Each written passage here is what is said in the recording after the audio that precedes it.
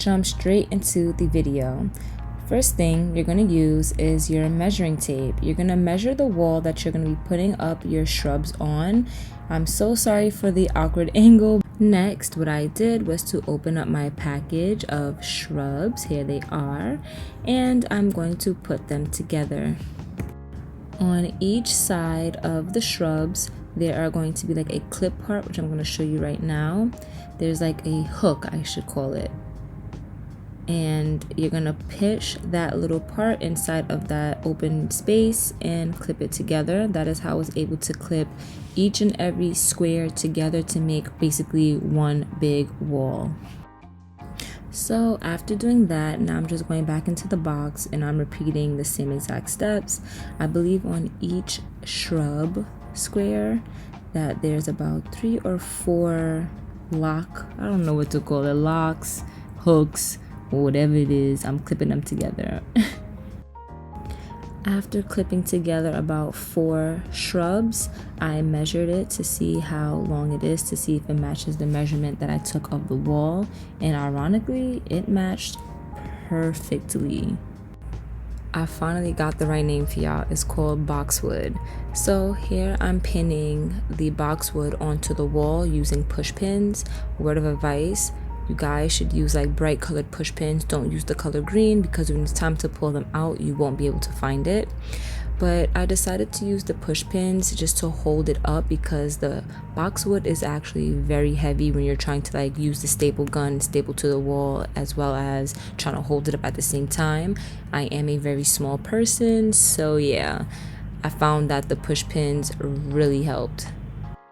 So let's just fast forward a bit. I did end up putting up the boxwood starting from the top and then going to add more at the bottom. So here you see me just pinning some more. Then now I'm gonna grab my staple gun, which I'm going to link down below a video of how to use that specific staple gun because it was a pain in the ass, okay? So now there was no method to my madness of pinning the boxwood onto the wall. I was just basically putting the staple gun wherever I could fit and just pinning it, really and truly. But I do want you guys to be mindful of the space between each section of the boxwood that you're putting on the wall, because I don't know if you guys can tell, but you can kind of see like where the line is where I'm putting a new row of boxwood. And again, I have light walls, as you can clearly see, so it's kind of obvious. I'm not too much of a perfectionist, so it's not bothering me that much, but I definitely should have put them close together. So just to zoom out a little bit, and I'm so sorry for the lighting, guys. I didn't realize that it was kind of washed out when I was recording, but this is just what it's looking like so far. Again, I'm just like so in love with it. Not again, but y'all gonna hear it now. I'm so in love with it. But guys, just be careful whenever you are stapling. Make sure that you're continuously smoothing out the boxwood because you don't want it to clump up.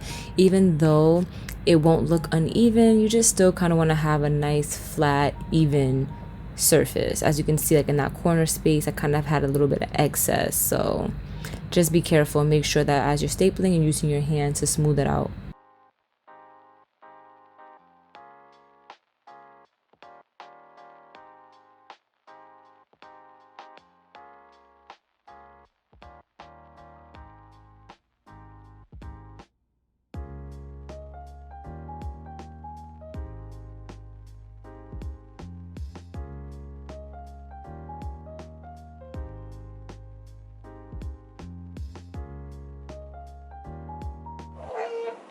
Alright, so this is the finishing product of the wall.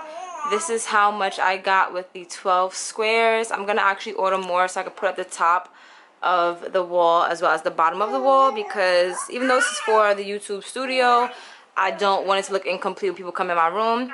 I am going to be adding some more things onto the wall. I'm going to be taking off things off the table because I don't want anything on this table, but this is still a work in progress. I just want to show you guys what the grass wall is going to look like, as well as how you can do it yourself, and this is how. I hope that I have helped you guys a lot. Please comment down below with any thoughts, questions, whatever's on your mind, and I will see you in the next one. Bye!